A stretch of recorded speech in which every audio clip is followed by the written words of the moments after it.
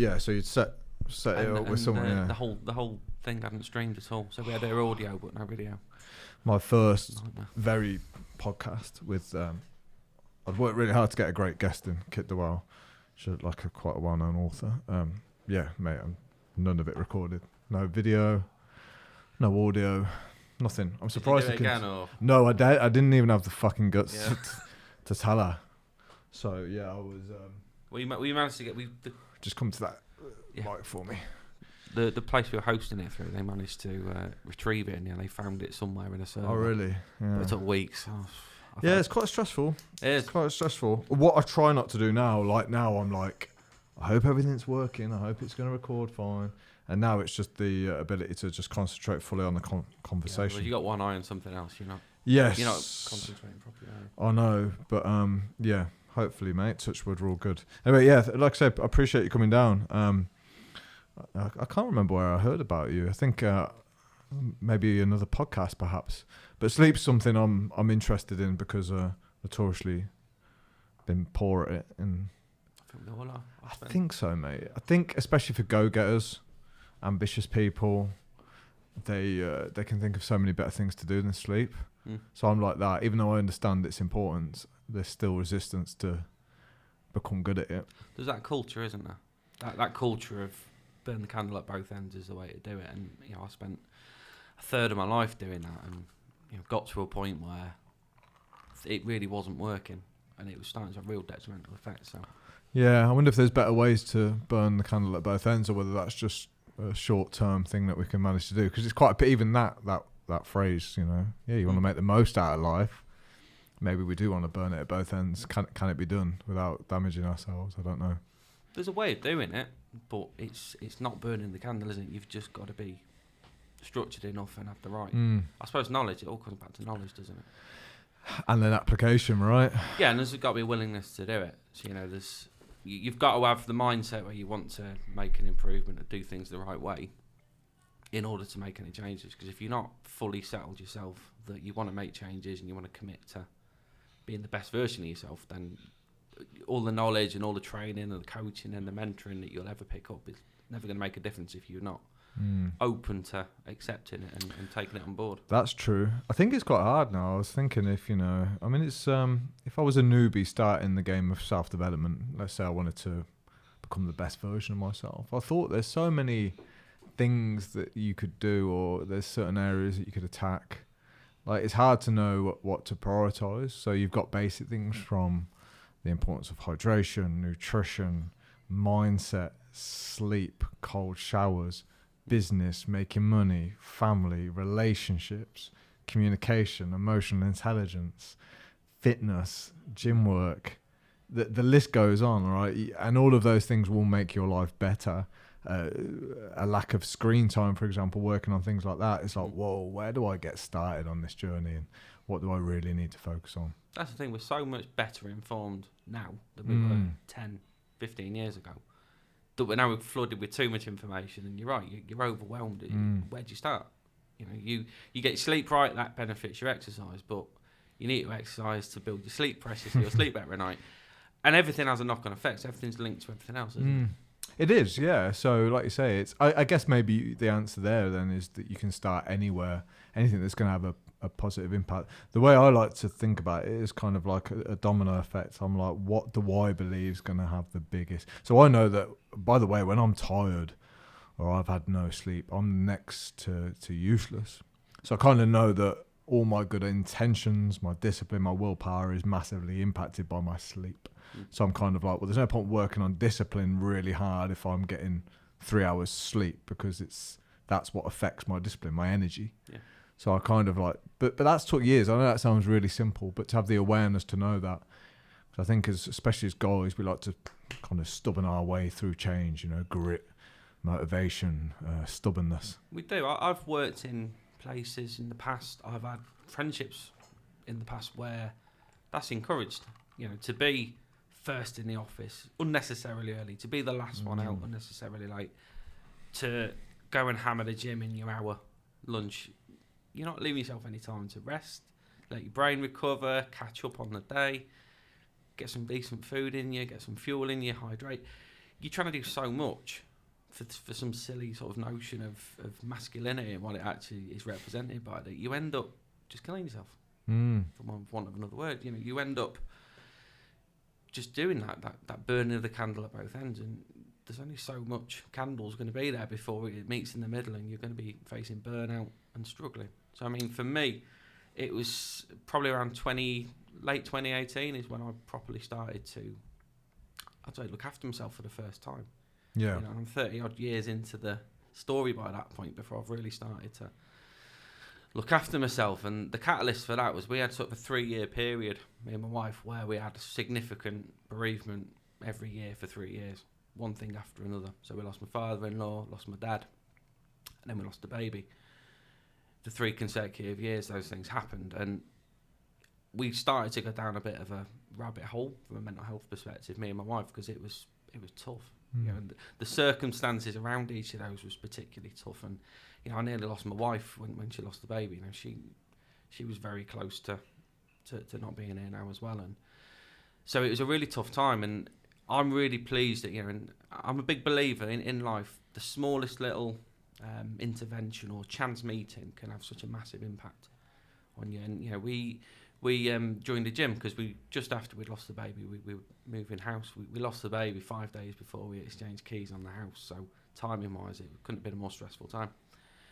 And we ended up joining the gym local to where we were. So it was a new area, and we met a chap who's the PT there, and formed a really good friendship with him. And he put us on a different path. He recommended a book that we should read, and we had a read of it. And it sort of changed our lives because it set us on this different path of actually looking to improve properly and start. What was the book? It's called How to Be Fucking Awesome by a guy called Dan Meredith. Oh yeah, I know that book. Yeah. Yeah. So I've worked with Dan 1-to-1 as well in the last couple of years as well. Yeah.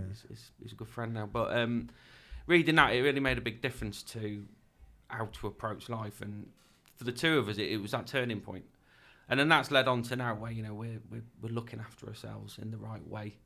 And like you said before, there's so many things to think about and consider when you're thinking of your well-being and being healthy and successful, that, you know, you are left in that position of where do you start. But there's always a starting point, I think, for most people. There's something, whether that is from a position of positivity or a position where you're in a bit of a crisis and have got bad stuff going on. There's always a point where most people can point to, is that's where I'm really started to knuckle down and realise that I needed to make that change. And it could be something less significant, just like being unhappy in your job or your career that you've chosen. It's usually the latter, though, isn't it? It's not, in my experience, change isn't usually started from a place of positivity. Usually it's pain, like you say, something terrible has to happen, or your mental health has to take a spiral. Usually that's the start of transformation. And in most of the research I've done, it's quite a common thread, you know. Like, you can only go up because of the fact that you're down. I wouldn't encourage that you start from there, but I think realistically, it's especially for guys, because they're stubborn as well, they have to reach a very low point for especially drastic change. We're talking transformation. Usually, it's because things are very, very painful. Perhaps that's what you experienced too. You know, after 3 big hits in 3 years, and then probably habits start to falter, right? You know, the healthy habits that we have, and then that layers on top, and before you know it, you probably find yourself in a bit of a rut, bit of a hole, and you're like, fuck, I can't keep doing this. It is the layers, because, you know, each of those 3 significant events, I was working 50 hours a week at that point, doing different shifts all over the place. I could see my wife going downhill. I felt like I'd probably handled it fairly well, all things considered. But the hardest bit was seeing my wife, because she went into a massive depression at the beginning of that 3 years. And so just as she felt like she was making a little bit of headway, something else would hit. And then foolishly, you know, you try to be Superman, don't you? As a male, you try to be Superman. And you're like, do you know what? I'll work all the hours God sends. I'll do what I need to do. I'll be supportive. I'll offer everything up. And I won't necessarily look for much in return. And I certainly didn't look out for myself and think, what do I need at this moment? So for a good 3-4 year period, you're just giving, and I'm not looking to take anything back, to take any support myself, or do anything to support myself. It's just you're constant an output rather than getting any input, and that leads to that place where you get to that bottom point before you can start. Yeah, I get it. I think we just want to provide and protect as men. Like, you probably, your decency and honour to the family was the thing that made you ill, you know. But I don't know what you think to this. I think men are judged now by their roles more than anything. So that ability to provide, or at least internally, we might feel like we're that you know is how we're judged. It's hard if you're not doing those things. So I get why you would want to work the extra mile. And sometimes in life you have to. It's a bit of a paradox, isn't it? It's like sometimes you have to do the things that you probably know are not healthy or good for you, but it might keep the wife and the kids afloat. It's almost a sacrifice. I spoke to a friend this morning, funnily enough, who's in that moment now where he's been working for a long time to really make his business successful. He's done that. And now he's got this paradox where he's now away for the next month. He's got a young kid, he's probably about 1 at the moment, and he's away pretty much every day for the next month bar weekends, which is not his norm. He's normally at home working from home, and he's like, I'm really struggling now with this balance. You know, I've been working so hard to make this business to provide for the family and give us a comfortable life, but now I'm away and I'm going to miss a load of milestones with his kid and that. And you know, he's just seeking a little bit of support and a little bit of guidance from people around, you know, how do you deal with this? And it's just about balance. You know, if you feel that it's tipping too far the other way, you know, you need to scale it back so your work-life balance is a bit more in sync. But it's whether you're able to do that. You know, a lot of people don't have the choice at any one time to say, you know, I'm going to work a little bit less now and spend more time on the family and myself. It's not always possible. Yeah, you're right. Most people, it isn't. It's not, and sometimes that awareness grabs us a little bit too late. So we get, so. And again, you know, it's a quality. We're driven, we're focused, we're determined. So we build something successful, and then you look back and you go, oh shit! But it means I'm not at home for the reason that I originally started. It's a game. It's really difficult. I don't know whether we'll ever. Balance is a strange word. I think sometimes you have to pick your priorities. So I think, you know, this is really difficult to do. Like, I had to do it a little bit. I was like, my business is not going to grow at the rate that I want it to, but that's because I want to spend more time with my family, and that's hard. Like, because I loved growing business, that was my thing, and I kind of knew. I knew I'd regret both. Like, I knew I'd regret not seeing the family, and I knew I'd regret not going the business. So I was like, well, I have to pick my regrets now. Like, which am I going to regret more? And that's how I do it. Because I think, yeah, you know, like we talked originally, opened this conversation up. You want to do it all. You want to do everything. You want to build the fucking big business. You want to see your kids every single day, every minute. But you can't do it all. So I guess you take your pick.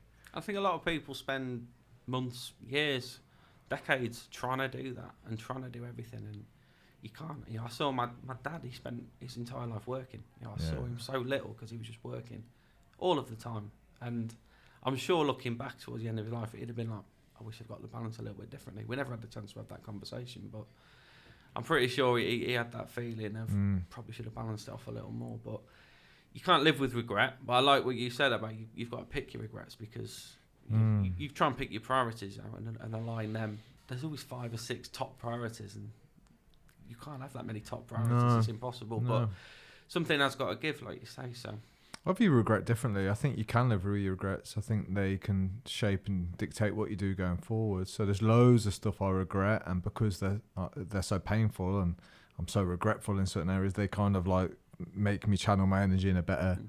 So again, paradoxically, it's like regret / lesson / help me create a different future. But yeah, I think regret's always going to be around. It's always going to be present. I can't see how you'd live a life without regrets in it. Because like you said, there's so many fucking different ways life could go, and you have to narrow it down somehow. I always say to, you know, this always comes up in podcasts, that, you know, if you leave the studio and turn left, your life is different to if you turn right.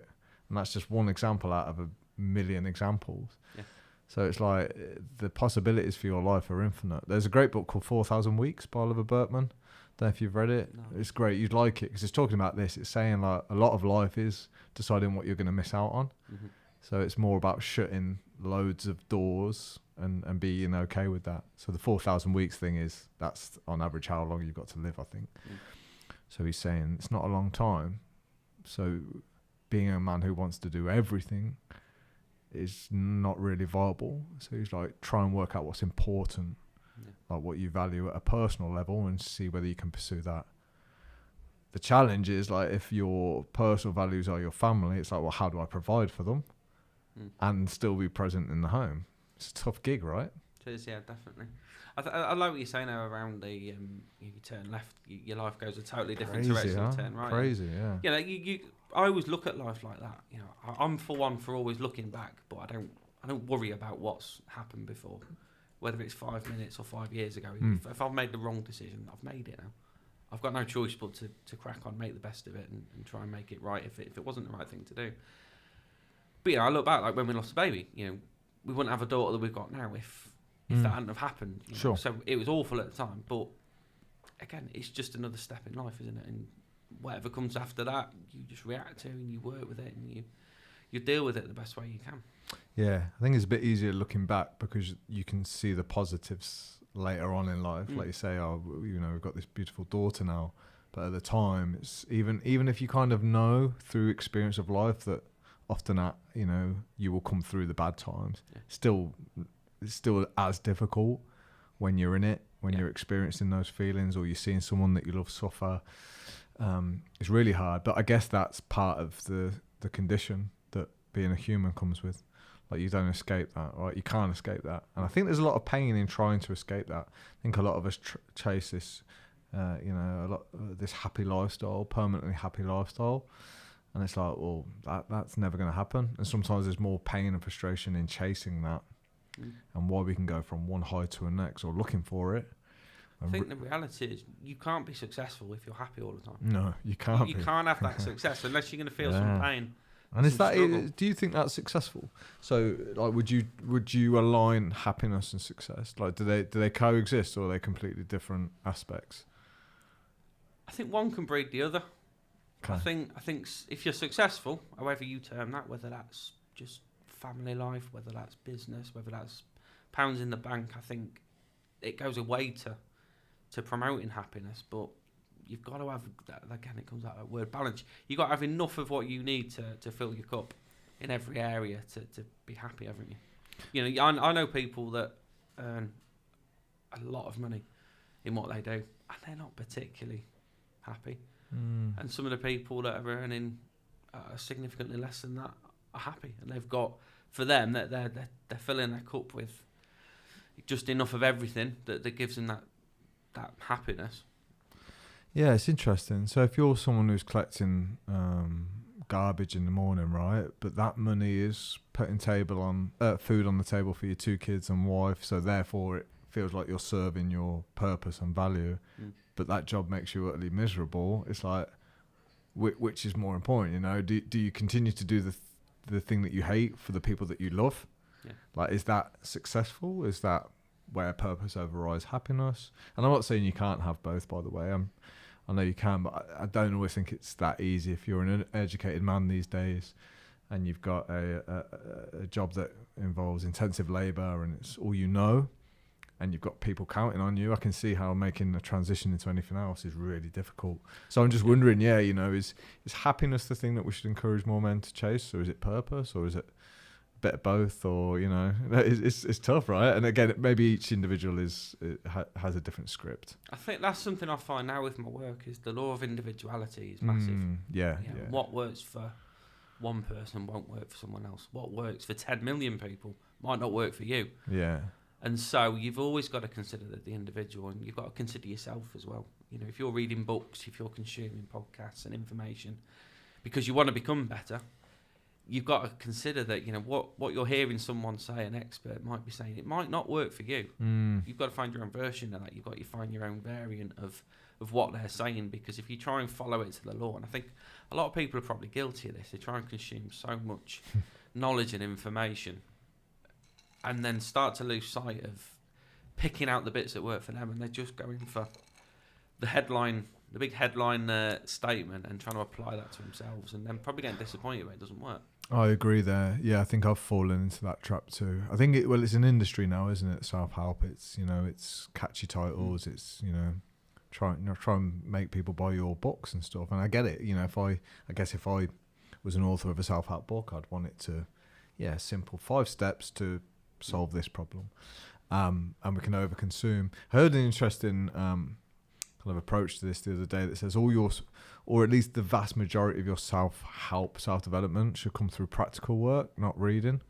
Because I'm an avid reader, I love it. I'm a bit of a book geek, but I'm starting to question now: do I read too much and do too little? Would I learn more about development through going out and doing? So for me, I consume a lot. Like you say, I try and read as much as I can. I'll listen to podcasts, and I'll try and vary it as well. I won't just always listen to the same thing. I'll try and vary it up as much as I can. But I find for me, and this might be a bit cliche, but the time where I actually properly learn is when I'm just sat somewhere quiet, on my own, no distractions, and just sort of let your subconscious brain whir away. And that's when, I'll have my best ideas and my best thinking is when there's nothing going on. I'm not reading, I'm not listening, I'm not consuming anything through my phone. I'm just alone with myself. Is when I tend to have the best ideas, and whether that be business or just personally and how I want to be, or what things I want to do. I always find when I'm not trying to actively change things and learn things is when I actually learn the most, is just from reflection. And I think when you're trying to make difficult decisions as well, I know there's a lad that I'm working with at the minute, I'm giving him a bit of guidance. He's almost trying to analyse things so heavily and trying to kind of force himself into a decision when sometimes the answer is to step back. But this is difficult if you're, a busy dad or busy mom, and to create that quiet and calm that's often needed for a bit more clarity. There's another challenge, right? How do I create the space for myself so that I don't go fucking insane and that I can make better decisions? Because if we're making decisions based off emotions all the time, which is another thing about sleep, it's like the gap between emotion and action starts to shrink. Yeah.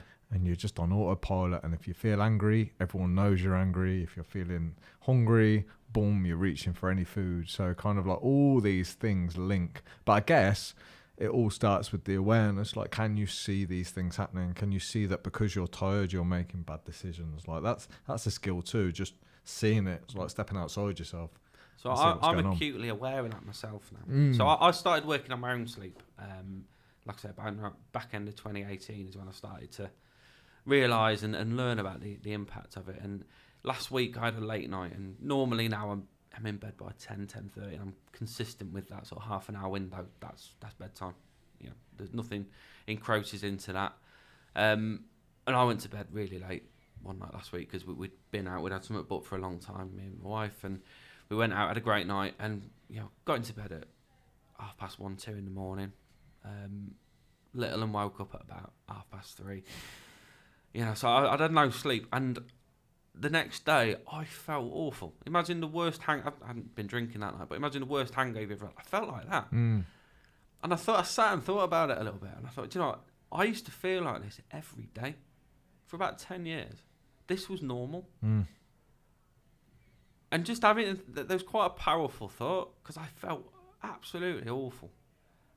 And I realised this was normal for me for a long time. And your body gets used to it. If you don't sleep enough or sleep well enough, your body and your brain specifically finds a way of coping with it.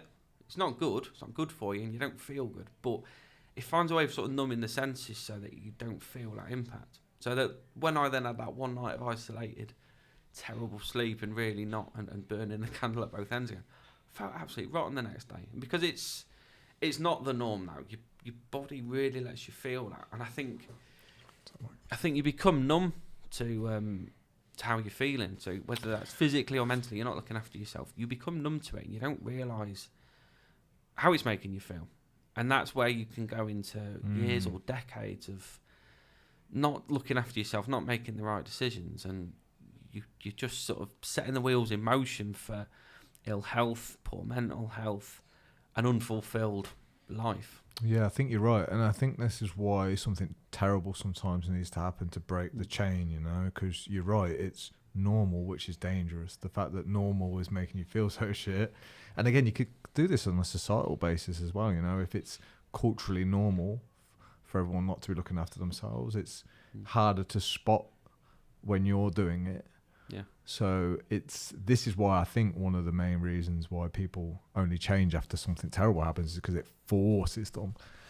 So I don't know whether you believe in much of like the universal thing, but the universe will stop you and say, right, well, you're not learning your lesson, so boom, I'm going to kind of make you look at it.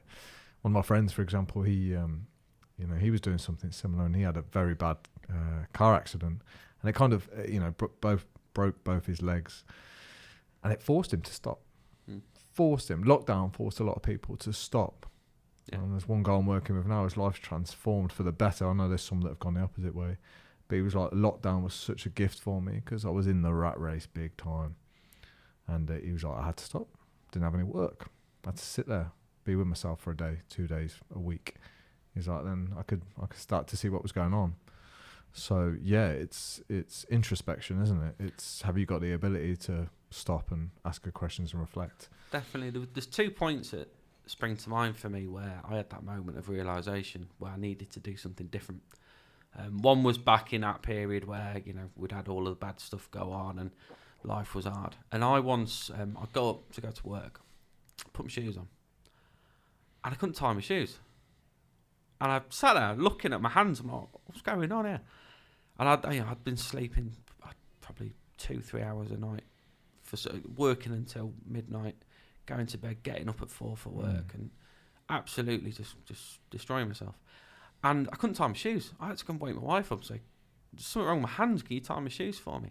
And I had about 2 or 3 days where the dexterity in my hands had gone so much. And I spoke to the doctor and fairly limited help from them, did a bit of research and put it down to exhaustion. That's what it was. I'd put myself in such a deficit with sleep and rest and recovery that my hands just stopped working for a few days. And it's not a common thing, but it does happen. And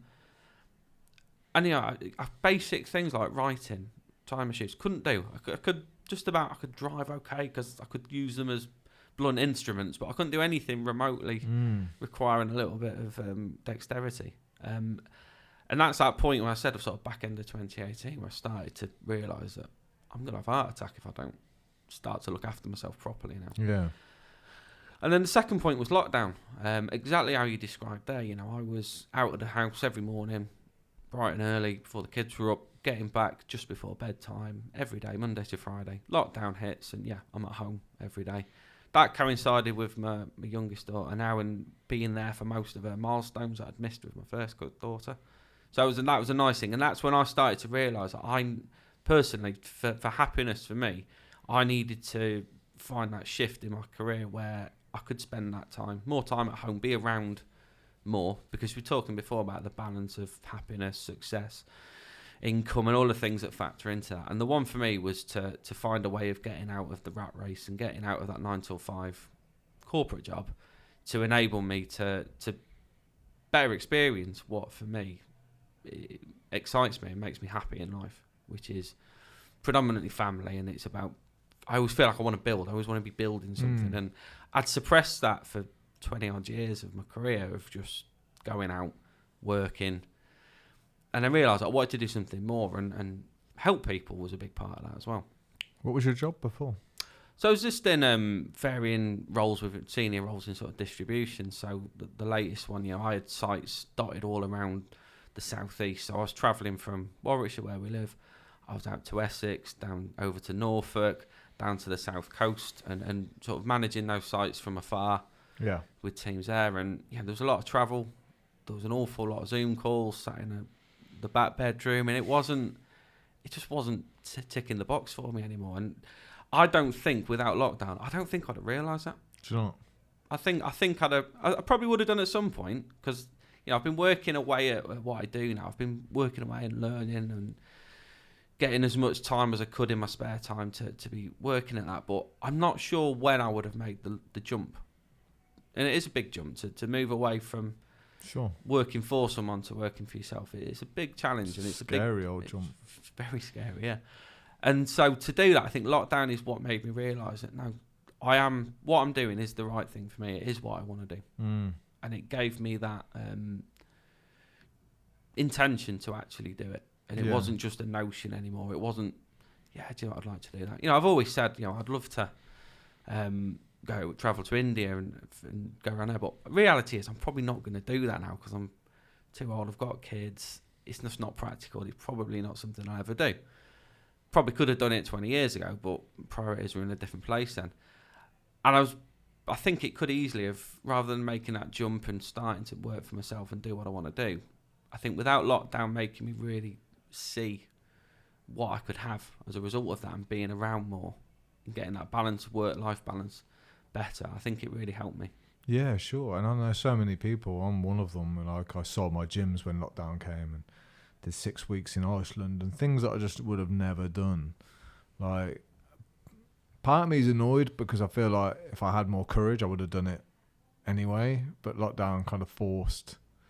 And again, I believe courage is the greatest virtue, because I think a lot of us don't live the lives we want to lead because it requires so much courage.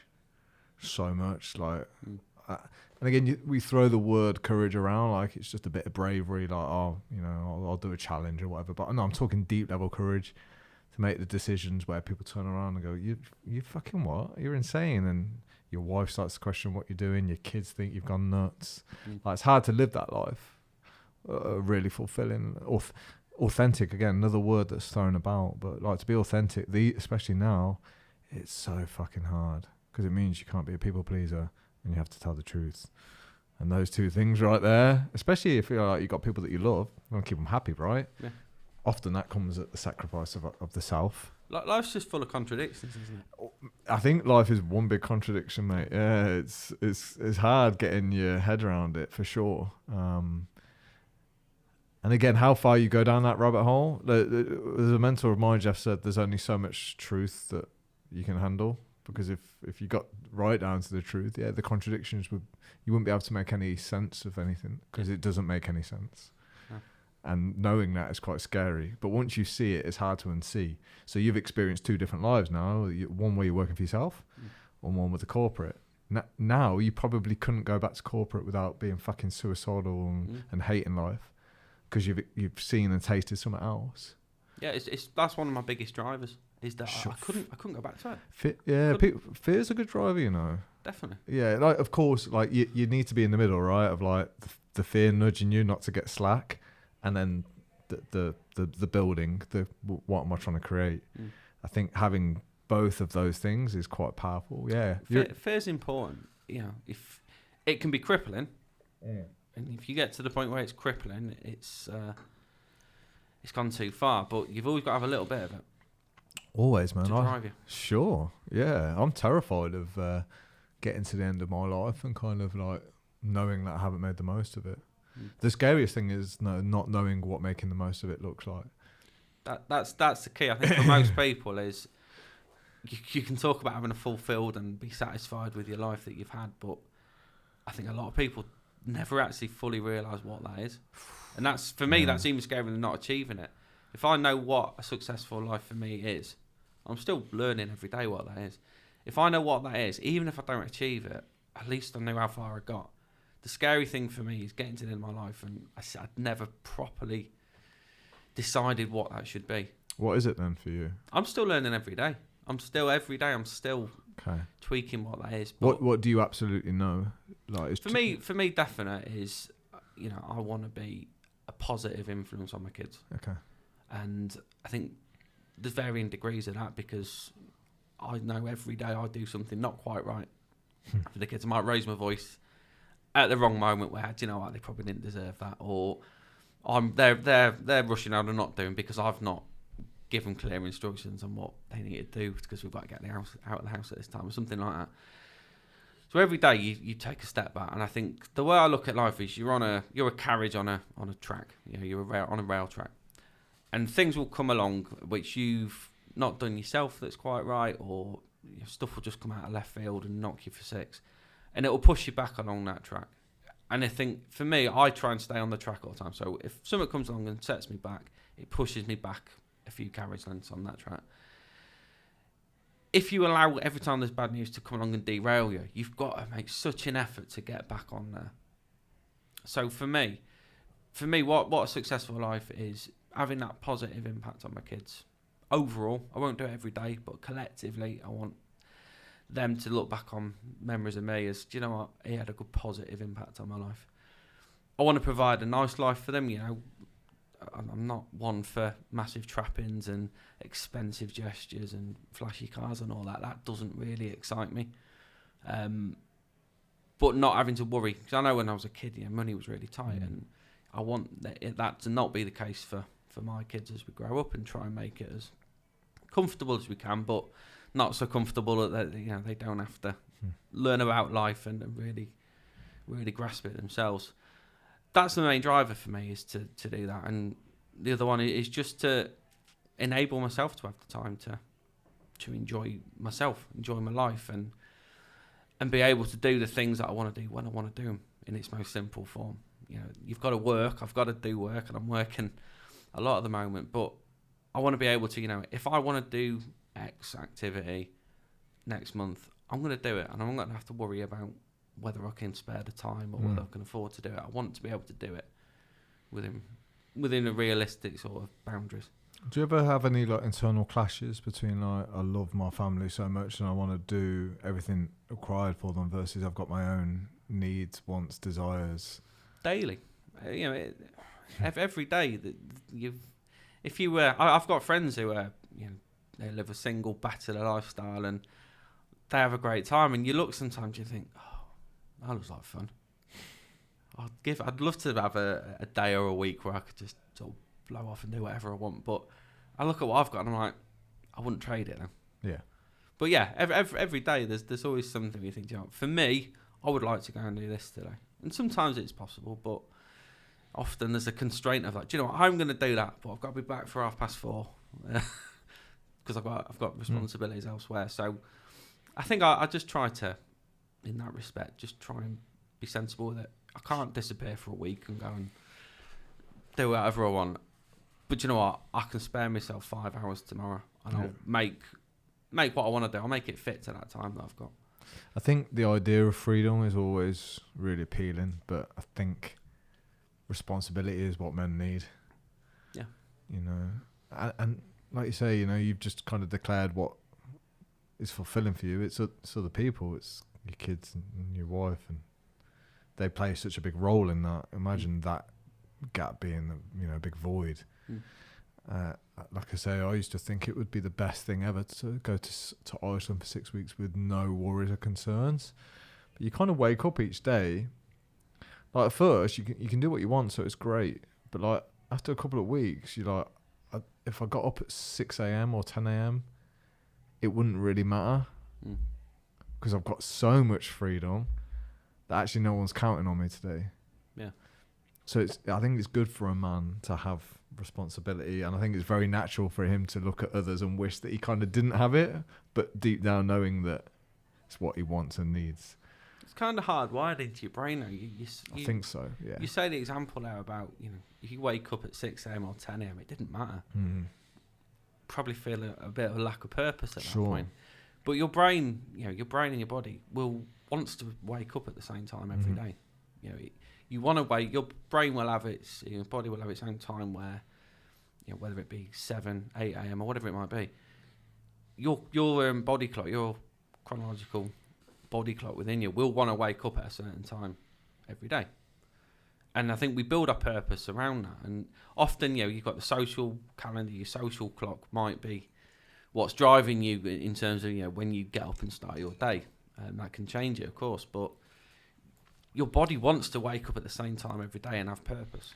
Because that's what we're hardwired back to. When we were living in caves and hunting all day, we were waking up at the same time, aligned to when the sun would rise, because we needed to get up and we needed to go and catch the food to feed ourselves and our family in order to stay alive for another day.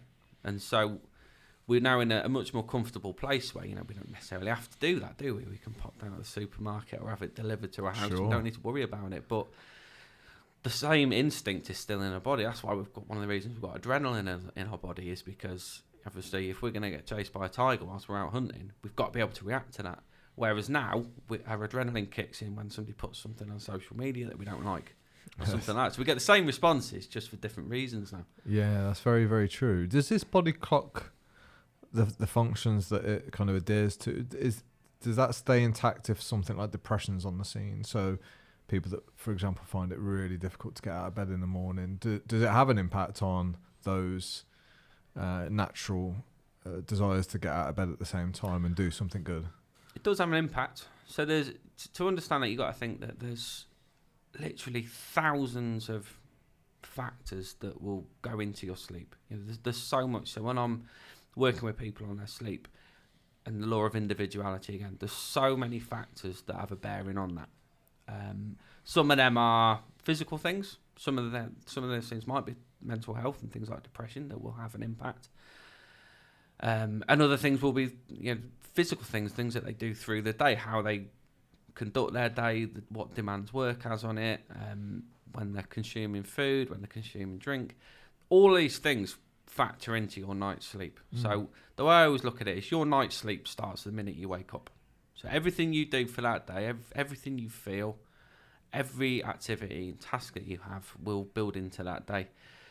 So in the most obvious sense, you know, if you are suffering with depression or anxiety or anything like that, it's going to be triggering different hormones through your day, and you're going to be spiking hormones at times of the day where necessarily it's not when your body should be producing that hormone. You know, so if you're, for example, anything in the evening, if you're suffering with anxiety or depression, you might be getting spikes of cortisol, which is your wake up hormone. It's the fight or flight hormone.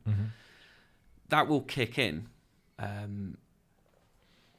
the evening at the point where your body's trying to suppress that to release melatonin so that you'll sleep. So anything, especially in the sort of that 3-4 hours before bed, if you're suffering with anxiety, let's say you're having racing thoughts because you've got whatever number of problems that you think you've got, you're going to be spiking the hormones that want to keep you awake. And that's why a lot of people really struggle with depression and their sleep.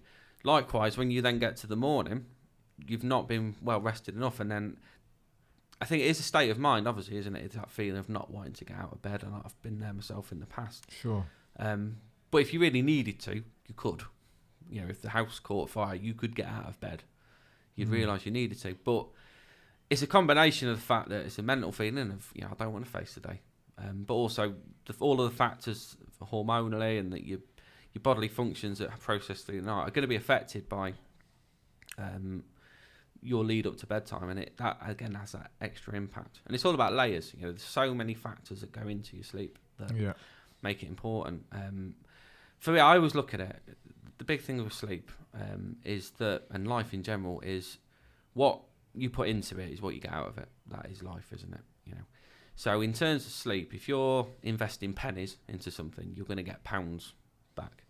If you're investing hundreds of pounds into something, you're going to get thousands back. And so the absolute crucial function for our body's mental and physical performance and repair and everything else. So, you know, if you are working hard in the gym, you've really got to prioritise your sleep in order to maximise the gains and the goals that you've got. And it's the same mentally, you know, so if you've got a job or whether you're work for yourself, you're an entrepreneur. If you're invested in yourself with good sleep, your brain and your body is so much more capable the following day. And it's in isolation in the day, it doesn't make a difference. You know, from your background, from the fitness industry, obviously, you know, you don't lose or gain weight in 24 hours, do you? No. It's over a period of time. And sleep is the same way. You know, if you're consistent over a period of time, you're going to be so much better prepared mentally and physically for whatever it is you do during the day. But if you're not investing the time in yourself, then you're really going to struggle to perform and achieve all those things we've talked about around being fulfilled, finding happiness, finding success. Yeah, I think with my background in fitness, it was always a much easier sell than trying to get someone to focus on sleep. So I could visibly show someone what they could do in 12 weeks if they lifted some weights and we got their nutrition a little bit tighter. And, you know, it's appealing, you know, it's like, oh yeah, I want that. I want to look like that. I want to feel great. I want to be confident. With sleep, it's always a harder sell because, yeah, you don't really know the benefits until you've experienced them. Yeah. And you know, us just saying, but you're going to, you know, you'll recover more, you'll feel better. These are all kind of like future predictions that like we might not have even tasted before. Yeah.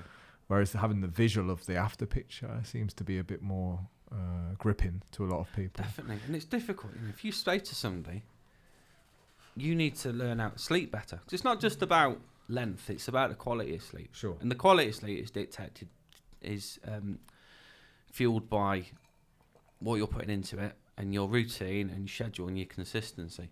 But you say to somebody who's not opened up to that, we need to learn your sleep. They're like, I've been sleeping for 45 years. Why on earth would I need to learn how to do it now? I've been sleeping since I was a baby. What's so difficult about that? You might have been exercising for a long time. It doesn't mean you've got results, does it? You know, if you're not doing the other things that support that, you've got to make sure that you're hitting everything. So I think that the real important thing is, for me, is educating people on what the gains are. And, you know, and there's so much technology that can tell you how good sleep is now. Your Apple Watch can do it. The ring on my finger now, it tracks my sleep. It tells me a score every day on all these different factors. But the most important one I always say to people is, yeah, great, your score was 94 last night. That's great. How do you feel? How do you feel this morning? How do you feel during the day? And for me, that's the goal when I'm working with somebody, is how do you feel over the course of a few days, a few weeks, and then a few months? Because you'll realise, like I said before, I had that late night the other night and I was ruined the next day. And it's only now on reflection I realise I always felt like that. And over a period of time, you really start to realise when you prioritise your sleep and learn to do it well, which sounds like such a silly phrase even for me now, is learn to sleep well. You just shut your eyes and go to sleep, don't you? But over a period of time, you feel and have got the potential to achieve so much more. Does that not almost turn you into more of a life coach when you ask questions like, how do you feel? Because I guess you could do an incredible job of getting someone's sleep nailed, but like their nutrition is off, or they've got other habits throughout the day that are kind of like bringing their mood and energy down. Like, so do you then start to say, right, wicked, we've our sleep's been decent for a prolonged period of time. Let's have a look at other areas that might contribute to how you're feeling. So there's three things there's three ways that I tend to work with people. One is I work with businesses or groups of people, like members of a gym, employees of a business, and deliver training, give people the knowledge and little nuggets of information that they can put into practice and start to feel better. Then I work one-to-one with people, and that's either somebody who's got a very specific goal, whether it be they're working toward. I've worked with an ultra runner recently that's working to do a 100-mile run. So I've been working with them on their sleep, and they've got a very specific goal of what they want to do, and that's where the focus is. For me, what I enjoy the most and the most rewarding is where you use the phrase life coach. That's not a phrase I love. I hate it, but I don't like the phrase. I couldn't think of a better one. So. No, but we'll start working on sleep, and then as you get to know a person, you build that relationship. We start to look at, you know, what is it that you need to improve to feel better. You know, we're working on your sleep, but this is now giving you credits. It's giving you little credits that you can invest in other things.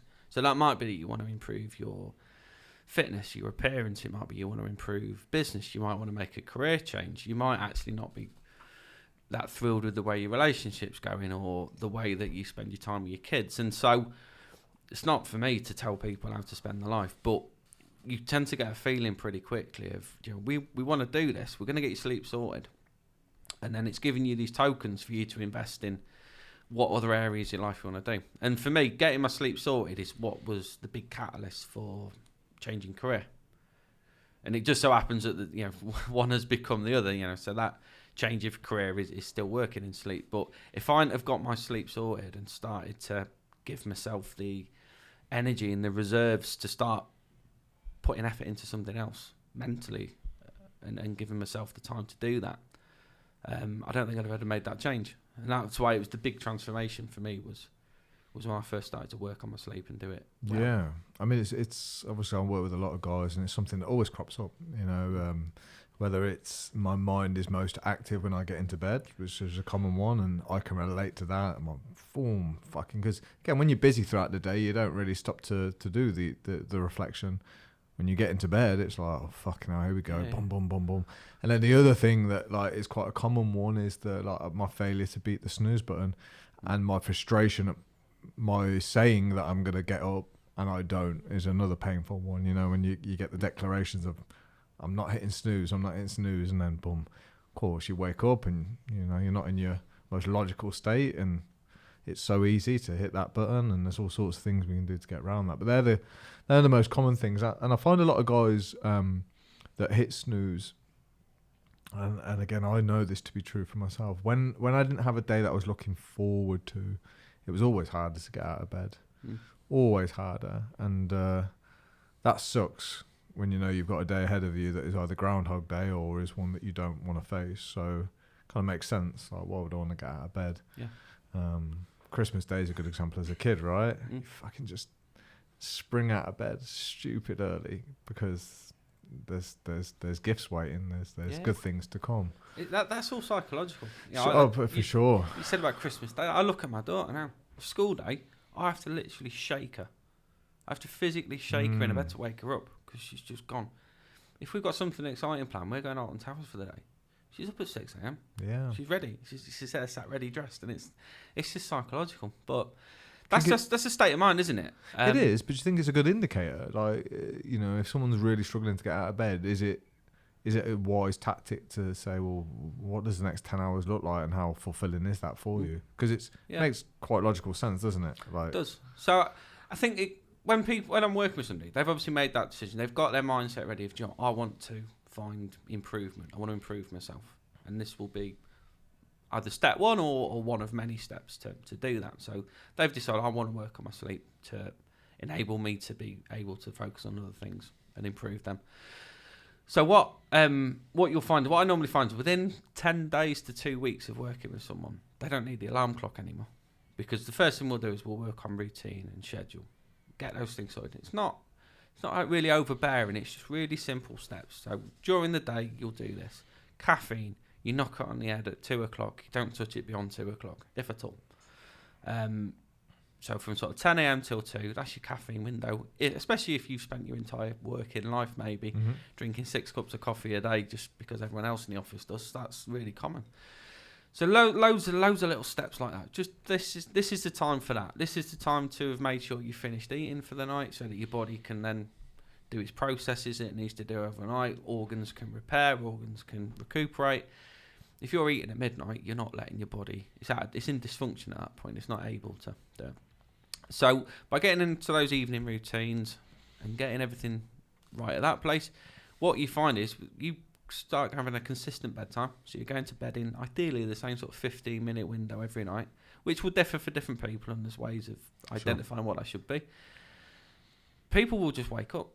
So within 2 weeks, typically, of working with somebody, they don't need the alarm clock anymore. They might have it there as an emergency, but you don't need the alarm clock because you wake up. Your body clock wants to wake up at a certain time. So you've got your circadian rhythm kicks in, and if you're consistently going to bed at point A, you will almost definitely wake up at point B at the same sort of 15-minute window every morning. And that's really, really consistent for people. And I think that's when people realise actually how powerful it is. Because I myself, I was one of those people that had like 12 alarms set 5 minutes apart from each other, because I knew that I'd ignore the first 11. And once I get to the 12th one, I know that another one's not going off at that point, so I've got to get up now. I haven't used an alarm for ages, unless I've got to be up really early for something specific to travel or whatever it might be. I just wake up in the same 15, 20-minute window every morning now.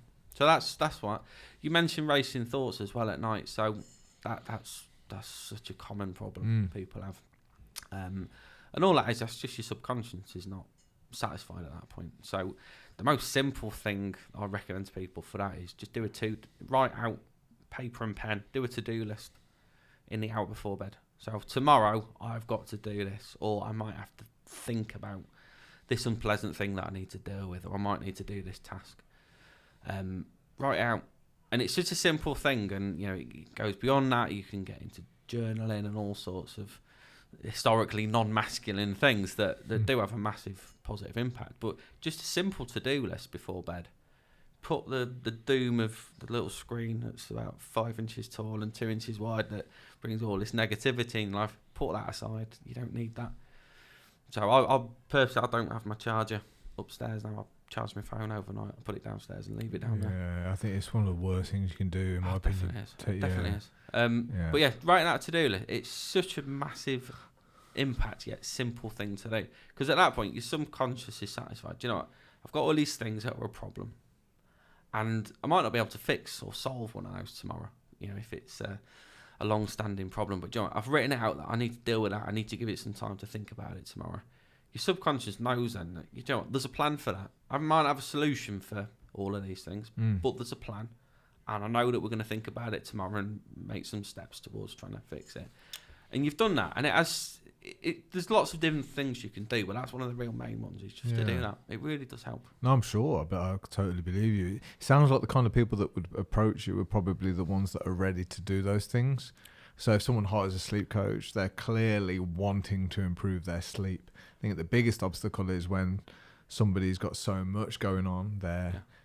You know, because it's very rare that you would get someone who's in tip-top health, tip-top shape, nutrition's on point, they're purposeful, they're on a mission, and their sleep shit. Usually when people's sleep is pretty poor, you know, nutrition might slack, they don't go to the gym, and they might have gained weight, whatever it is. So it's kind of like the compliance and the willingness to put the effort in is, in any area, is always key. Compliance is always the fucking front runner. The people I tend to work with, it comes from one of those two categories. It's either I'm absolutely at my wit's end, destroyed, I'm knackered, I'm exhausted, I've got no energy for anything, something's got to change quick. Or actually it is the opposite. It's those people that are getting into the fine tuning of, you know, everything's aligned now, like the person I'm working with who's the ultra runner, you know, everything's pretty there, it's all fine. Now it's just fine tuning and just getting the details right. Or it's the person at the opposite end of the scale where everything is to shit. Imagine now if you were in that middle point where, you know, things are not too bad, things are pretty good. Imagine if them people were taking that action. They're not going to. Imagine what they could achieve. I know. Massive, wouldn't it? Well, the guys I work with, it's very rare middle ground. It's very rare. Very, very rare. And I've had numerous conversations with psychotherapists and all sorts of experts about how do we get men in the middle to change, and they're stumped. They're like, I don't know, because pain is a great is a great driver. It's great fuel. Unhappiness, misery, it's all the prod that we need sometimes. So it's very difficult to get middle ground people. But I think going back to normal, it's dangerous to hang around in middle ground because it's the example that we set. I don't think it's a very fulfilling feeling to experience. And I think that's where the deathbed regrets come as well. If you're living a middle ground life and you kind of feel like you've always been a middle ground player. I've heard some horror stories about people getting to the end of their lives, you know, from young lads who've had conversations with their dads, and their dads have said, you know, I wish I'd have done more. I wish I'd have shown love more. I wish I'd have had more courage. I wish I'd have told people that I loved them. Do you know what I mean? Just a whole list of things. And it's like the middle ground, whilst it feels comfortable now, it could be the thing when you're 50, 60, 70. It could be the thing that fucking kills you, man, because you're just gutted that you led that middle ground life. Definitely. That's what my dad did. He lived that middle ground life. You know, we had 1 or 2 holidays a year when I was a kid. It was great. Loads of good memories from that. But that was normal, right? Yeah. You're probably similar background to me. It was like, as long as we could have 1 holiday a year, we were doing okay. Yeah. And that was the cherry on the top of the cake type thing. Exactly that. But he lived that middle ground life. And, you know, for the first, 20 years, 25, 30 years of my life, I was living that middle ground life as well. And that is one of my biggest drivers, is I don't want to get to that point at the end of my life where I've stayed in that middle ground. I've stayed in it for longer than I wished I had as it was. But, to be making that change now and not wanting to do that, is, for me, that's one of my biggest drivers, is I don't want that.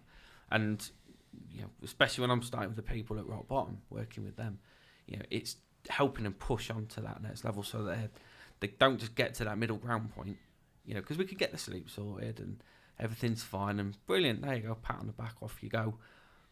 Back into, that's not a nice word, but mediocrity, just an average life, and they're not pushing themselves to where maybe their desires or their capability could take them. Sure, and that's the danger with pain being the driver. It's like, after 2 weeks of good sleep, that pain starts to evaporate a little bit.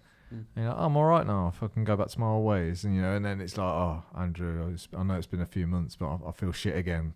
Slip back, and it's the pain again that drives. Weight loss is a great cycle of this. It's like people get in great shape, feel fucking amazing, boom, pull the weight on slowly over time, feel shit again. That's the catalyst to start again. And some people will cycle through this their entire life. Really, it's because I think their identity hasn't changed. You know, they're always someone who's trying to lose weight versus I'm a healthy man. Yeah. And they're two completely different things, aren't they? So Definitely. like trying to nail down that identity. And a lot of this shit though is like the stories that we've been fed too. It's like you say, like you will have had your stories from your dad that you've got to break away from, just as I've got mine from my parents too. But those stories that, you know, if we've been brought up for 20 years by our folks and that's how we were raised, it's like they're pretty deep inside us, you know. They're not going to be changed overnight. And that might feel like a lifetime battle to battle the story in your head that says, well, I only deserve mediocre at best. Yeah. 'Cause that's where I get to. Sometimes I'm like, that's my lot. That's what I deserve. That's what I'm worth. And anything above that starts to cause all sorts of resistance in me. Like, fucking, who do you think you are kind of thing, you know? Yeah. Like, don't get ahead of yourself. You ain't that fucking special. You know, and these stories pull you back to centre a little bit. And yeah, it's trying to break down. It's a battle. It is, definitely.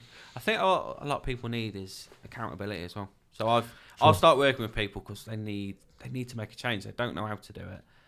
I'll give them the knowledge and tailor that knowledge to fit them, the type of person they are and the lifestyle they've got. You know, there's a period of sort of 6 to 8 weeks of real breakthroughs where we make real breakthroughs with things and they start to feel better. They start to achieve more. They feel they can achieve more. Beyond that, they need accountability. I've had people I've worked with they're like, brilliant, yeah, that's all sorted now. And they're off and away on their own. And then a month or two later, they're like, do you know what? Could we start up again? Because I know the knowledge, but they just need that bit of accountability. And I think that's like I said, that's what I enjoy the most is where I start working with somebody and there isn't a specific goal. So the specific goal isn't, you know, I'm running this race, I'm going for this promotion or whatever it might be. There isn't a specific goal there because they haven't had that thought yet. They haven't mapped it out properly of what do I want to do? What do I want to do more of? I'm going to give myself more energy. I'm going to give myself more clarity and ability to do more. But what am I going to do with that? And sort of going on that journey with people and sort of supporting them. So they're like, you know, I want to do this. And you know, this element of my life, it's not how I want it to be. I can draw on my experience because I've been through that change already. And then just support them and give them that accountability as well. Well, do you know what? You were going to do this. So, yeah, I don't like the word life coach. Never going to use it on anything in relation to myself. But you do end up helping people with different areas. I'm sure you find the same. You know, you're working with somebody on these things and occasionally they need a bit of help with something else. And you just sort of find yourself naturally led to supporting them with it or giving them bits of advice. Always. The problem is very rarely the problem, you know. Like what people come to you for is very rarely what they actually need. Accountability is an interesting one. So I built my whole business on the word accountability. It's so powerful. Like you say, that especially those first 6 to 12 to 18 weeks, like it can really drastically help somebody change with their behaviours. I always found though, and this is a bit of a new thing for me, that it had a bit of a shelf life. And the way we talk about it in the Better Man is like the accountability will get you so far, but eventually self-responsibility needs to take over. And because again, it's tiring for you as a coach, Andrew, as well. If you're always having to nag somebody or always chase them, or you know, but you said it starts to get a bit boring for you and the client. And I find that over time, the accountability, especially if you've got an accountability partner, the power starts to diminish a bit. So it's like, after a while, hopefully that accountability at the start really plays its role in getting you on the good path. But at some point then you've almost got to like coach and keep yourself accountable for it to really mean something. I've learned this, and this was hard for me because my business was like, it's an accountability group. But after, like I say, after a while, I started to see patterns in the guys. So the guys that were with us for 12 months, the accountability didn't work anymore, but they were more independent now. Brilliant. And the newbies needed more of it than the older guys. Yeah. And it was more powerful for the newbies because they'd never had any in their life. So if you've had zero accountability about sleep, which let's face it, who has accountability on sleep? Fucking nobody. Yeah. And then you come along and go, you know, this is what we're doing, but you said you were going to be... It's so powerful. So powerful. But you're right. There's got to come there's a switch over point, isn't there, where it goes from that to it goes to personal discipline. Yeah. and desire to want to do that. Yeah, personal discipline is a tough one. Mm. Personal discipline. You Really got hard. to fucking keep an eye on yourself all the time, man. Mm. Literally, you got to have words with yourself every day, Yeah. and just make sure you're on path. Like, I like to think I'm good at this. I've been doing it for 20 years, but I can fall off path like that. Yeah. Because habits develop quickly, don't they? You have one late night like you did, no big deal. You have 2 in a row, okay, we're still okay. You have 3, you've started to develop a new habit already. Yeah. That's how easy it can change. I found this. And it's how quickly it can form versus how quickly you can change it. It's Crazy. It's really difficult, isn't it? I thought I was bulletproof going to Iceland for 6 weeks. I was I was a disciplined guy, didn't ever miss workouts, was up at like 5:30 every day for years. Within a week of boozing, all of that had crumbled. Mm. And I was shocked at how quickly I could become a disciplined man and then an ill-disciplined man. Yeah. Shocked. Because I didn't want my routines and my habits to be a prisoner to me. Mm. But when they weren't there, I crumbled. Yeah. I was really surprised. So I kind of like learned that I need to find even higher levels of self-discipline that means that if my routine doesn't go to plan, I can still exist. Mm. And I don't fall to bits. It was a bit of an eye-opener for me. I was a bit disappointed in myself because I thought I was better than that. But when you take some of your routines away, it's like, ooh.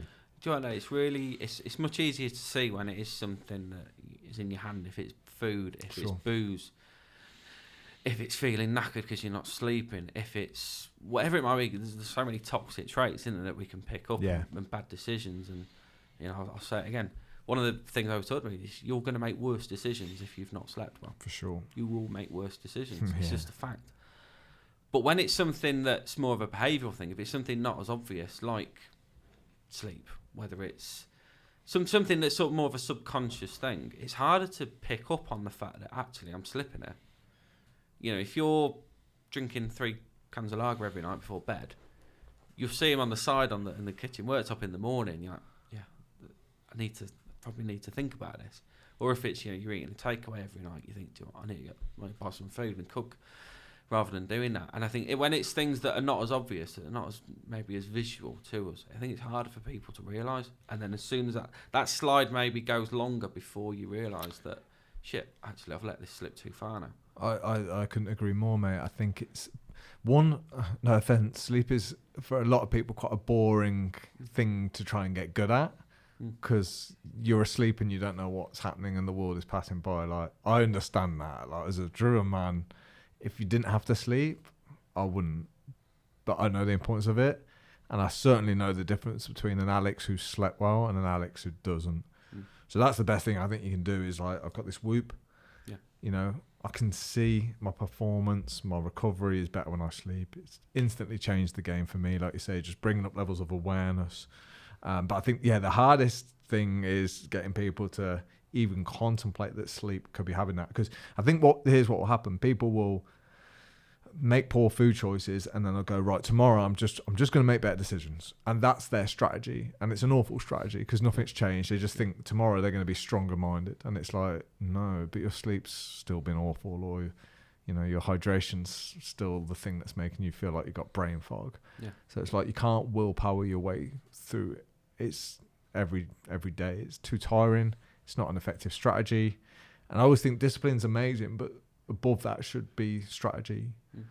Like, I'm not going to say I don't allow my guys, but I say to my guys, if snooze is there right next to you and it's that easy, I'm like, you're going to hit it.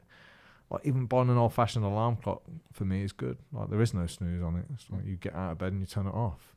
Do you know what I mean? It's just strategy sometimes means that I don't have to make the decision anymore. The strategy's done it for me. Yeah, definitely. I think the other important word I use a lot is for it to be intuitive as well. If your sleep is intuitive, it's so much easier than trying to force yourself to do it. In the same way that, if your nutrition is more intuitive rather than rigid, I can only have this many calories, I can only eat this type of food on this certain day, you're less likely to stick to it if it's too rigid. Do you think? So I think the opposite. I think you're less likely to stick to it if you go, I'm going to be intuitive. Because people are too emotional. Like you say, if you feel crap and you've had a bad night's sleep, for me, that's when people slip. So I'm like, well, can't we remove feelings and have a plan? I think it comes down to the individual a lot of the time. Yeah, but I don't know many people that intuitively and are in really good shape. I think if you're looking for real performance and real gains, I think you naturally you gravitate towards being more disciplined with it, don't you? And being more structured, definitely. I think you have those anal kind of people like myself that, yeah. Well, I don't want to be making decisions all day about what I'm going to. So it's more stressful for me to get up and go, what am I going to eat? So again, because I know there's multiple different Alexes. There's the sensible, energized, recovered Alex that will say, yep, eggs and spinach for me this morning. But if it was intuitive, I'd probably eat more than I normally would. That's true. Yeah, again, for me, I'm sure there are great examples of people that can intuitively eat, and maybe it's a complete discipline level too. I think it's that discipline, isn't it? I agree with you in the sense of, if you're going to make that sensible choice in the morning for breakfast, you're going to do that, and you'll stick to it because you're used to doing it. I know somebody who's got a military background, and they same thing, just absolutely rigid. Yeah. This is what I do at this time. And some people are a lot softer. They haven't got that self-discipline naturally. Yeah. And so I think that's where sleep, it does work more for intuitive, because your body will do it. If you do the right things and go to bed at the right time and do all the right things, your body will naturally wake you up at the right time. And so much of it can be intuitive because your body is regulated in such a way. Because there isn't necessarily a choice. Whereas with food, there's a choice to make, isn't there? Do I eat this? Do I eat that? Yeah, do I pile too much on, or do I have a sensible portion? Yeah, that's what I mean. I think if you eliminate a lot of choices for people, it makes their life easier and better. So the military guy, I don't think that's intuition more. That was drilled in him. Yeah. Do you know what I mean? Like day after day, and I think that's why I can. It might look like I'm intuitively eating, but I'm not. I'm just following the rules that have been set for me over years and years of practice. And again, to have intuitive behaviors means you have to be very good at listening to yourself and be aware. So again, it's very difficult for a lot of people to even know, I'm tired, I need more sleep, I'm eating too much, I need less. Do you know what I mean? It's very difficult for people to get to that awareness. So to do things intuitively, I think you already have to be at a very good level so that things are working well. Your brain fog isn't around. You're already in a good place to be intuitive. If not, other things will drag your intuition off course. That's how I see it. And again, if we want discipline, I'm like, well, we need a plan to be disciplined too. That's the best way you can build discipline. Yeah. It's like, right, well, have a plan, say you're going to do something, and then fucking stick to it, even if you're tired, even if you feel good, even if you're motivated, even if you're not. Because I think I'll go to the gym when I feel like it, or I'll get some sleep when I feel like it, or I'll eat healthy when I feel like it, is why 99% of people fuck up. Yeah. I always say to people as well, especially with some of the daily routines we'll set, you'll have an A, a B and a C. For a set of the part of the day, you'll have if things are going great, that's what you're aiming for. You're going to be doing this and this at this level. But do you know what? Some days aren't like that because kids been sent home from school, or work pressures have doubled overnight through no fault of your own. You can't necessarily do the optimal thing. Optimal is great if you can do it. Fucking do it, because that's where you're going to get the biggest results. But I always make sure that there's an A, a B, and a C plan for different days and the demands of that day. Or if you're absolutely stretched to breaking point with things you've got on, you're not going to be able to do everything. No, that makes sense. Exactly you want. So there's always sort of a band into it. Yeah, goal. Yeah, I think. What I find is, well, if A is the optimal. These are your targets for the day. Do this, do this, do this. If you can't do it, do that. And the days where typically people be like, I'm really going to struggle, they still often hit the optimal because they start getting used to it and they want to do it. Yeah. Almost by giving them the option of, well, if you really can't do this, it's not quite as good. People will stretch themselves to still do. Yeah, some will. Again, it depends on the individual. Some will fall back to that very base level, bare minimum. It all depends. The thing with the like I said, Paul McGee used to call it like gold, silver, and bronze. Very exactly like you've just said. Like he'd always make sure he got on the podium. So gold was like 20,000 steps, for example. The silver was 15, but like no matter what happened or how stressed I was, I'd always hit 8 or more, like and whatever. I think you've got to get really good though at not letting like your excuses creep in there, not to hit top level. So like yeah, kid gets sent home from school because they're ill, like genuine, like I've got to look after my kid, but like, oh, work was so busy today, so I didn't have time to go to the gym. It's like, you know, is that excuse or is that real? And I think this is where having a quite a rigid plan at the start can be really helpful, but because like I say, it does take away negotiation in your head, because you'll often lose. It's what I find a lot of guys with who use snooze, they lose because they negotiate. Shall I get up now or shall I just wait for the next button? And I'm like, well, if you eliminate that decision, you don't have to negotiate in the morning. You haven't got the choice to hit snooze. So that battle's already gone, because I think you're always going to lose that. You're always going to lose. You've just woken up. It's no better feeling, is it? It's the best feeling in the world, laying there. I just woke up. Of course it is. Yeah, that's what I mean. I think guys give themselves a hard time, but I think it's quite natural to want the comforts of staying in bed versus getting into the fucking world of work and stuff. So I'm like, if you know that about yourself, just don't let yourself lose in the morning. It's important to have a purpose every morning. You know, whether it's going to work, whether it's going to the gym, whether it's just having that discipline and that satisfaction of, you know, I've got up when I should have got up. I've got fuck all to do today, so I'll make the most of it and relax. But it's always about having a purpose, isn't it? If you've got a reason to get up, and there's always a reason. There's always a reason to find, even if you haven't actually got anything specific to do.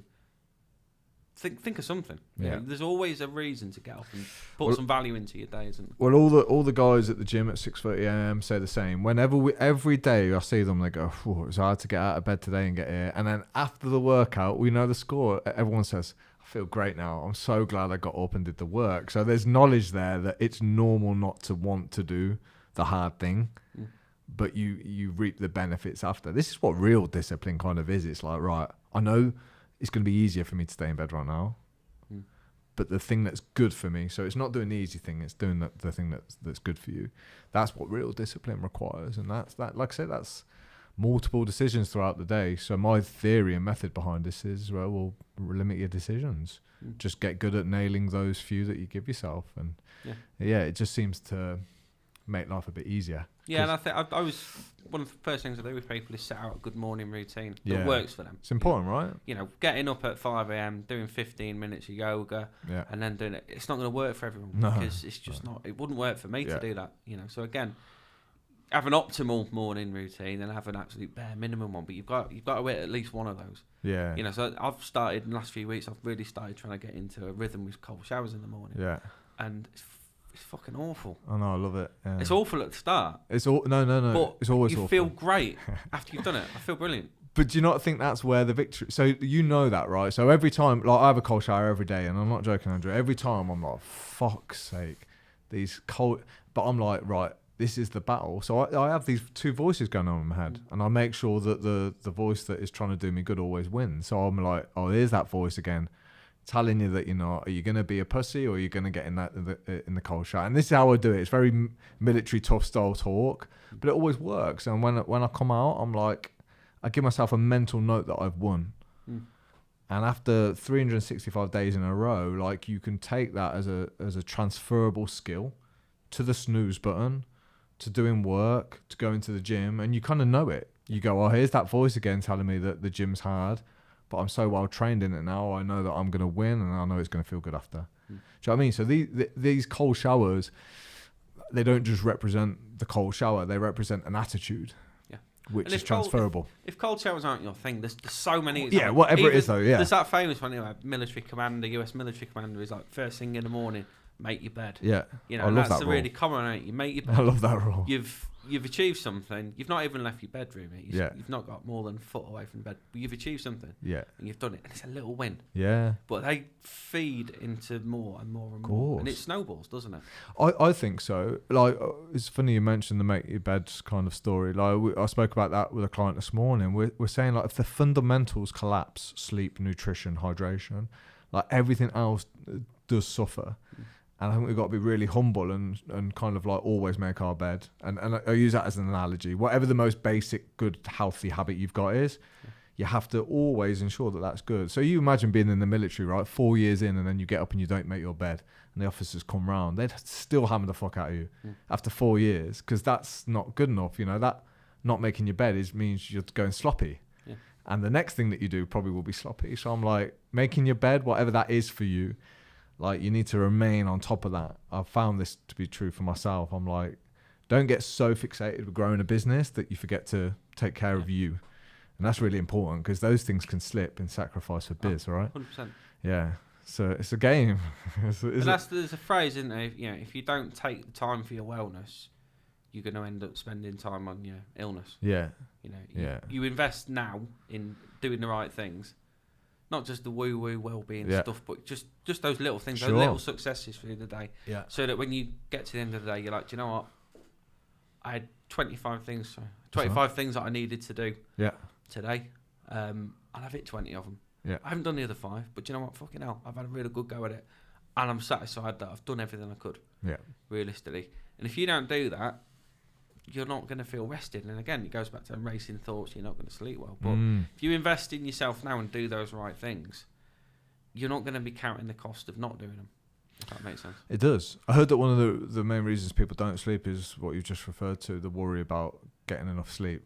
Like, is that true? So, when you lie there and you go, if I fall asleep now, I'll get like 8 hours. If I fall asleep now, I'll get 7. God, like, if I could just drop off the next hour, I can at least get 6. One tip I'd give anyone, especially if you're prone to waking up in the night, never look what time it is. Okay. Never check the time. Right, so if you wake up and it's dark, it doesn't matter what time it is, because it might be midnight. If you wake up and you check the clock and it's midnight, you're like, shit, it's only midnight and I'm waking up already. I'm not going to have enough sleep in the morning.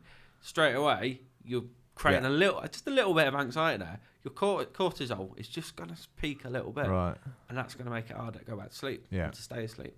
If you wake up at 2, 3 o'clock in the morning, then you're like, shit, it's the middle of the night and I've woken up.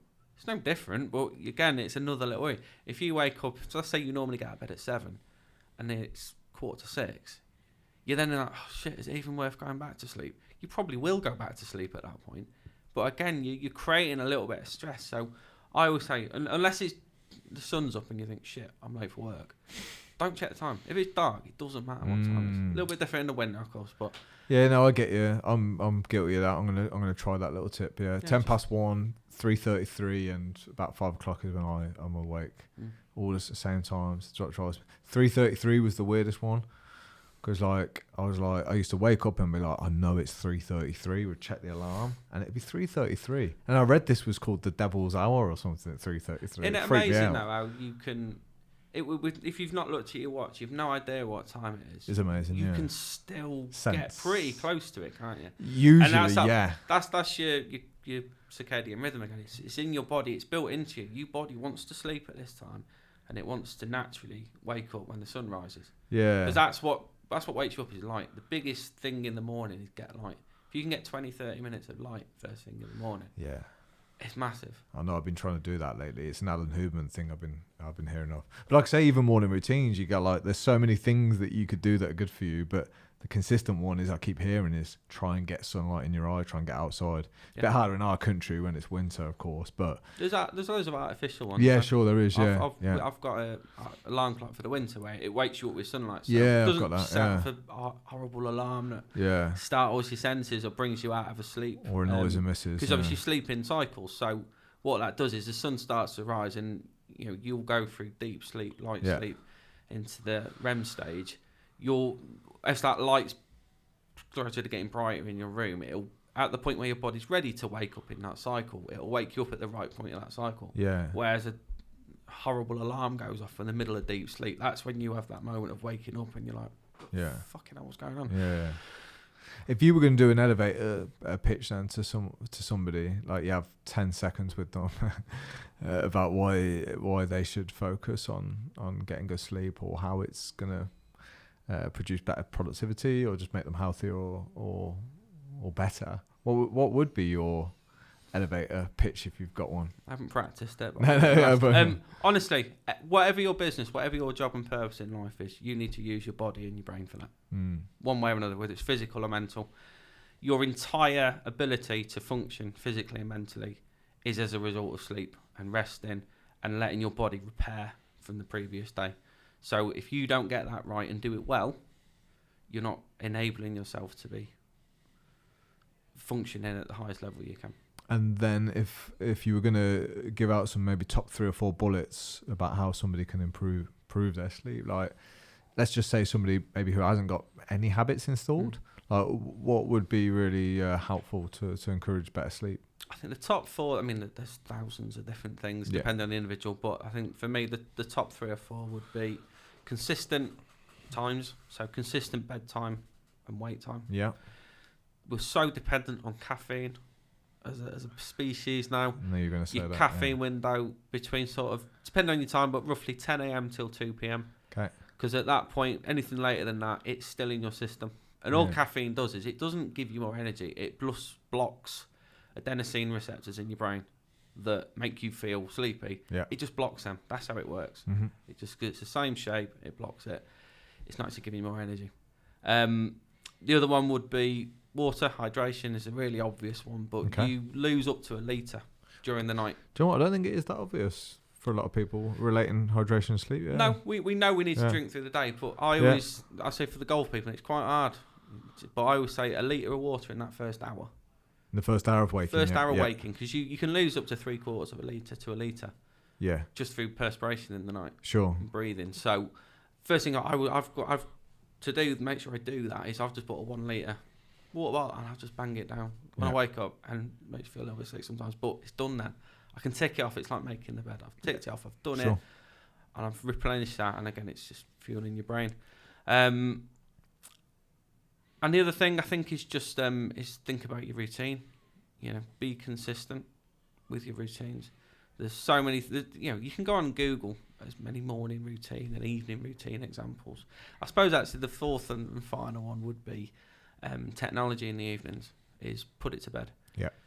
Well, yeah. Don't take it to bed, put it to bed. Yeah. I'll leave my phone downstairs now because I'd always check my notifications. If I wake up in the night, I'd check my notifications. It was pointless. Yeah. I'm not going to do anything with it. I'm not going to answer that email at 3 a.m, am I?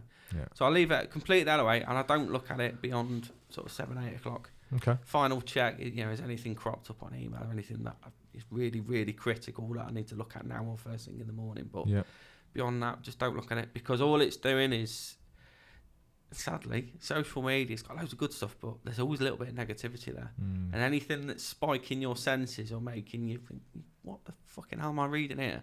It's just spiking your cortisol level. It's just awakening your brain a little bit more than it needs to be. Sure. Is it true that obviously the light that comes off the screen is making us feel like it's daylight? Yes, the blue light. So, you can get, I've got, if watching TV in the evening, we've got these really trendy little blue light blocking glasses. But you don't need to necessarily do that. If you're watching TV at night, if that's part of your relaxation in your routine is to sit and watch telly like me and the wife do, just you can just be sensible with it. So don't have the big light on. Have softer lights in the room, and just try and distance yourself from the TV. So if it sounds silly, but your exposure to that blue light from the TV or from a laptop, whatever it might be, does make your brain think that it's daytime. So if there's a seat on the sofa that's further away from the TV, sit on that one. Because you're a little bit further away from it, it's less exposure. And I suppose the final one I will chuck in now, which is really useful, is if you do get up in the night because you need the toilet or the kids, don't put the big light on.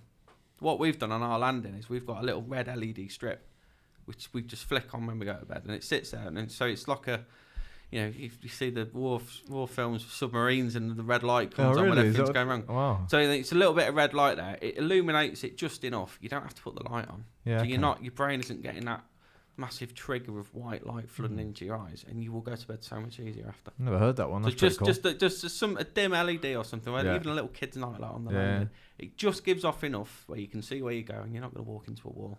Yeah.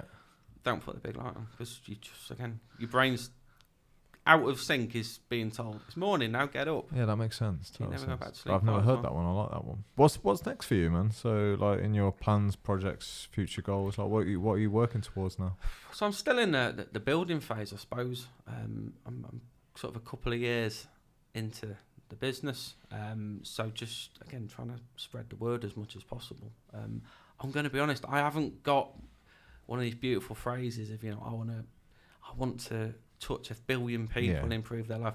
I haven't got that massive mission statement like that. Sure. I just want to help as many people as I can. Yeah. So there's potential sort of in the early stages of writing a book, but that's just a few months down the line. But at the moment, just working with as many people as I can to help them unlock that potential that they've got. And yeah, I suppose a phrase that I really like that I'll probably close with is Matt Fraser, CrossFit world champion, however many years in a row. He did an interview a year or two ago, and he summed it up brilliantly. And that was that he really started to prioritise his sleep. And the way he described it is that if sleep wasn't such a natural thing, it would be a banned substance. It was that instrumental in his performance and improving his performance when he's an elite athlete looking for those small gains. By putting more focus onto his sleep, he said it was as impactful as taking a controlled substance. Wow. That's how powerful it was. There was a Premiership footballer, he used to sleep 14 hours every night. Who was that? It was Essien. Really? Yeah. That's what I read. That's too much. Well, he said it was the key to, he was an absolute beast, an absolute athlete. He said, he said it was a key to his recovery and didn't get many injuries in his prime. And it's such a powerful thing. Yeah. And like, again, everyone's individual. Sure. It's individual. NBA players, they sleep a lot. Yeah, a lot of athletes do. Lot. Yeah. You read about these athletes, and they are getting at least their 8 to 10 hours. Yeah, and but they take it all so seriously. It's great. They understand the impact, and there's some great people out there. Matthew Walker and Sinclair promoting the what sleep does for you. Traditional better man question now, if I may, just to finish this on. What is it? So obviously, you're spending your time helping people and coaching people. What is it that you need to work on now in order to become a better man? For me, it's around maintaining that balance of life. I am at that real building stage of my business now where I could spend 24 hours a day on it, and I get excited by doing that. Yeah, I could tell when you just said that. Yeah. I could so easily start knocking the sleep on the head and not being consistent with that, and then I'm not doing what I preach, which isn't right. Likewise, I could be spending less and less time with the family than I'd like to be. And it's all about balance. So for me, that's what I'm working on. And the other one is just knowledge. I'm consuming knowledge all the time, every day. And I suppose fine-tuning that to not be quite so general and non-specific, and really trying to find things that will move the thing now. I'm not, to use the analogy of an athlete, I'm not an elite athlete yet. I'm still learning. I'm still, sure. I feel, coming through the ranks and trying to get to that level where I'm really happy. Yeah, that's a good attitude, man. I've still got that attitude now after 18 years. I think it keeps you hungry and humble and interested. What are you reading now? What book are you reading right now? I'm terrible. I always have 4 or 5 books on the go. So, at the minute, I'm working through. There's a book about why we sleep. I can't remember the author's name now. Matthew Walker. I think it might. Yeah, why we sleep. Yeah. So just working through that, but I tend to have 2 or 3 on the go at any one time. So it's a mix of business ones, some more specific stuff, and just general well-being. Yeah. Really, what's been your favourite self-help book? Question. I mean, Wim Hof, we're reading through that. It's a really popular one. It's not one that most people have probably heard of it, so it's not probably the best suggestion to put out there for the wider audience, but it's really, really good and really, for me, really thought-provoking as well around cold water therapy and breathing and that. You delved into any of the spiritual books yet? Not so much. So I'm aware of I've got a few friends that work in the spiritual side of things, and I make a point of having a conversation with them as often as possible and going through it. It's something I'm certainly not a closed book to it at all. Well, you'll probably just go there anyway organically. I've read hundreds of self-help books, and then before you know it, they just become a little bit deeper over time, and you just realise you're reading books that you never would have read 5 years ago. Yeah. So some of the crazy shit I'm reading now, I'm like, if I'd have picked that up first, I'd been like, this is just garbage, just a load of bollocks, it's too much. Now it's like usually one book leads you to another, doesn't it? Definitely. And if you're a very well-read guy, I'm sure you'll be reading all sorts of stuff over the upcoming years. The thing that I enjoy more, even more than that, is just speaking to people. Yeah, it's good, isn't it? Well, hence doing this. If there's people I've met through various networking groups, or just seen them on LinkedIn and like what they're writing about, and I'll just try and have a conversation with them. Yeah, that's cool. Get on the phone and have a chat to them.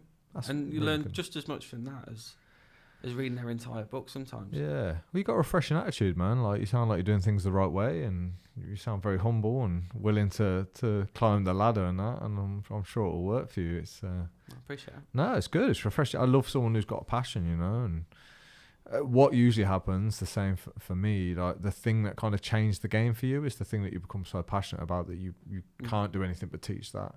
So it was off the back of like some real mental challenges that I had when I was 28. I was like, I can't do anything other now than support men through their journey, because I'm like, it's too impactful. Sounds like you're exactly the same.